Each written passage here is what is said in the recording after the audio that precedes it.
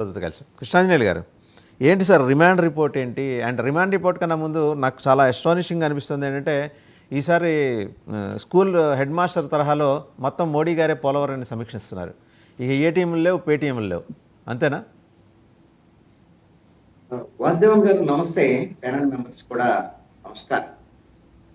పోలవరము జాతీయ ప్రాజెక్టుగానే ఉంది. ఆంధ్రప్రదేశ్ ప్రభుత్వం దాని నిర్మాణానికి సంబంధించినటువంటి బాధ్యతలు చేపట్టినప్పటికీ కూడా దాని పర్యవేక్షణ వ్యవహారాల మొత్తం కూడా జాతీయ ప్రాజెక్టు కాబట్టి పోలవరం ప్రాజెక్ట్ అథారిటీ దాన్ని నిర్వహణ బాధ్యత చూస్తుంది. పర్యవేక్షణ కూడా కేంద్ర ప్రభుత్వమే చూస్తుంది, నిధులు కూడా కేంద్ర ప్రభుత్వమే ఇస్తుంది. ఇప్పటి వరకు జరిగినటువంటిది ఏంటి అని అంటే, మనం ఎంత మేరకు పని చేస్తామో దానికి అంత పని చేసిన వరకు రీఎంబర్స్ చేసేటువంటి విధానం అయితే ఉంది. అయితే ఇప్పుడు చంద్రబాబు నాయుడు కూటమి ప్రభుత్వం ఆంధ్రప్రదేశ్లో అధికారంలోకి వచ్చిన తర్వాత దానికి మీరు రీఎంబర్స్ చేయడం కాదు, ముందస్తుగా ఒక 12,000 కోట్ల రూపాయలు నిధులు కావాలి పోలవరానికి, ఈ ప్రాజెక్టు కింద త్వరితగతిన పూర్తవ్వాలి అనేటువంటి దాని మీద చంద్రబాబు నాయుడు ప్రతిపాదన చేయటం, దానికి ముందస్తుగా నిధులు ఇవ్వడానికి కూడా కేంద్ర ప్రభుత్వం అంగీకరించడం, కొంత 8,700 కోట్ల రూపాయలు నిధులు విడుదల చేయటం కూడా మంచి పని.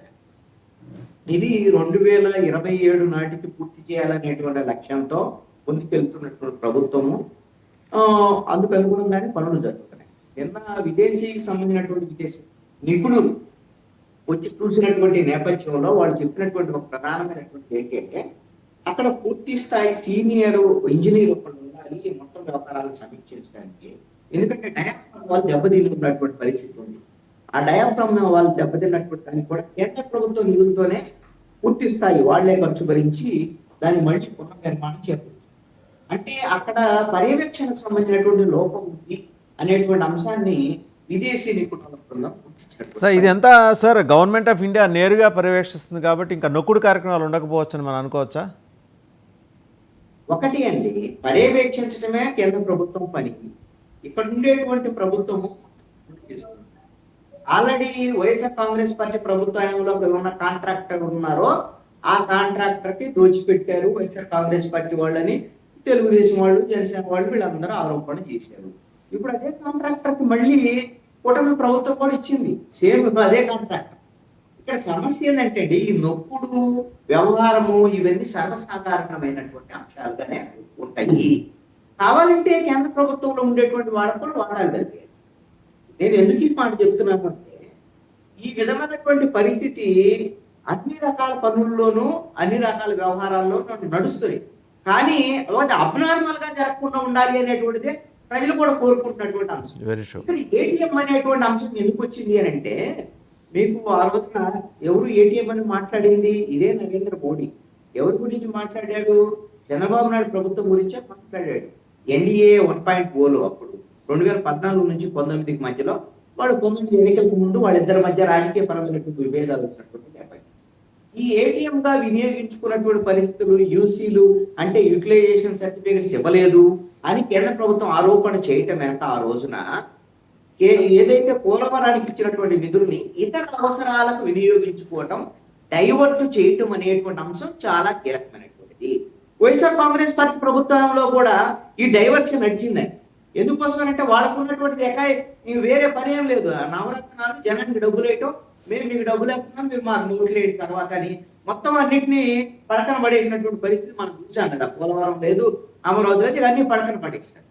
ఇప్పుడు ప్రభుత్వము నేను అనుకుంటాను, నరేంద్ర మోడీ నేరుగా పోలవరానికి సంబంధించినటువంటి అంశాన్ని పర్యవేక్షించడం అంటే, ఈ ప్రభుత్వానికి పోలవరానికి ఇచ్చేటువంటి నిధుల్ని పోలవరానికి మాత్రమే ఖర్చు చేయాలి, ఇంకొక దేనికి డైవర్ట్ చేయకూడదు అనేటువంటి ఒక కండిషన్ కూటమి ప్రభుత్వానికి. అంటే ఇక్కడ ఒక డౌట్ సార్, ఇప్పుడు మరి ఫ్రీ బస్సులకి డబ్బులు కావాలి కదా,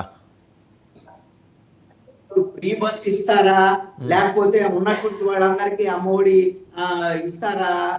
ఇవన్నీ వ్యవహారాలు, ఇవన్నీ విలక్షణమైనటువంటి వ్యవహారాలు. ఇప్పుడు సంపద సృష్టిస్తా ఉన్నారు కదా చంద్రబాబు నాయుడు. మరి ఆయన నరసింహరాజు గారు మన వాళ్ళు తెలుగుదేశం వాళ్ళు చెప్తారు ఆయన సంపద సృష్టి వ్యవహారం ఏందని. కేంద్ర ప్రభుత్వం అయితే మాత్రం చాలా కఠినంగా ఉన్నటువంటి పరిస్థితి ఉంది. ఏమిటి అని అంటే, మేము దేనికైతే కేంద్ర ప్రభుత్వం వైపు నుంచి మేము నిధులు ఇస్తున్నామో వాటికి మాత్రమే ఖర్చు చేయాలి, డైవర్ట్ చేయడానికి వీల్లేదండి. Right. ఎందుకోసం మీరు గమనించండి, ఇప్పుడు ఈ ప్రభుత్వం వచ్చిన తర్వాత మొట్టమొదటి డెవలప్మెంట్ ఏంటంటే పంచాయతీ రాజులో జరిగిందండి. పవన్ కళ్యాణ్కి సంబంధించినటువంటి డిపార్ట్మెంట్ లో ప్రతి గ్రామంలో ఒక రోడ్డు వేసేటువంటి విధంగా కేంద్ర ప్రభుత్వం నుంచి పంచాయతీ రాజు నిధులు వచ్చినాయి. అందుకనే ప్రతి ఊళ్ళో రోడ్డు వేసారు. ఇప్పుడు ఏంటి డైవర్ట్ చేయడానికి లేదు, కేంద్ర ప్రభుత్వం పంచాయతీ రాజుకి ఇచ్చింది, గ్రామీణ ప్రాంతాల్లో రోడ్డు వేయడం మాత్రమే. లేదు అని అంటే ఇప్పటికే ఉచిత బస్సులు, అమ్మ ఒడ్లు ఇవన్నీ ప్రారంభమయ్యాయి. ఎందుకంటే కేంద్ర ప్రభుత్వం డైవర్షన్ ఒప్పుకోవట్లేదు. అయితే నా సూచన ఏంటంటే ప్రధానమంత్రి పోలవరానికి సంబంధించినటువంటి విషయంలో ఆయన నేరుగా పర్యవేక్షించడం ఇవన్నీ కూడా మంచిది, ఆంధ్రప్రదేశ్ కూడా మంచిది. అయితే పోలవరం ఎత్తు తగ్గించకుండా గతంలో నిర్ణయించిన ప్రకారంగా అదే విధంగా పోలవరం ప్రాజెక్టు కనుక పూర్తవ్వాలి అని అంటే పునరావాస ప్యాకేజీ కూడా ఈ మొత్తము 55,000 కోట్ల రూపాయలకు సంబంధించినటువంటి మొత్తం నిధుల్ని కేంద్ర ప్రభుత్వమే ఇవ్వాల్సి ఉంది. ఇప్పటికీ కూడా పునరావాస ప్యాకేజీకి సంబంధించినటువంటి విషయంలో కేంద్ర ప్రభుత్వం స్పష్టమైన విధానపరమైన ప్రకటన చెయ్యలేదు. ఆ విషయాన్ని ఆంధ్రప్రదేశ్ ప్రభుత్వము నరేంద్ర మోడీ అయ్యా మీరు పర్యవేక్షిస్తా ఉంటున్నారు, పునరావాస ప్యాకేజీ లేకుండా మొత్తం నీళ్లు నింపేస్తే అందులో మునిగిపోయే పరిస్థితి ఉంటుంది కదా, వాళ్ళకి ఇవ్వకుండా ప్రాజెక్ట్ ఎలా పూర్తయింది, పునరావాస ప్యాకేజీ విషయంలో కూడా మీరు యాక్సెప్ట్ చేయండి, దాని విధానపరమైనటువంటి ప్రకటన చేయండి అని చంద్రబాబు నాయుడు అడగాలి అనేటువంటిది ఆంధ్రప్రదేశ్ ప్రజలు కోరుకుంటున్నారు వాస్తవం. అయితే వేరే సబ్జెక్ట్లోకి వెళ్లే ముందు ఇప్పుడు మనం ఒకసారి నిన్న అంబటి రాంబాబు గారు మాట్లాడారు సార్. పులి మీద స్వారీ చేస్తున్నారు, దిగంగానే పులి మింగేస్తుంది.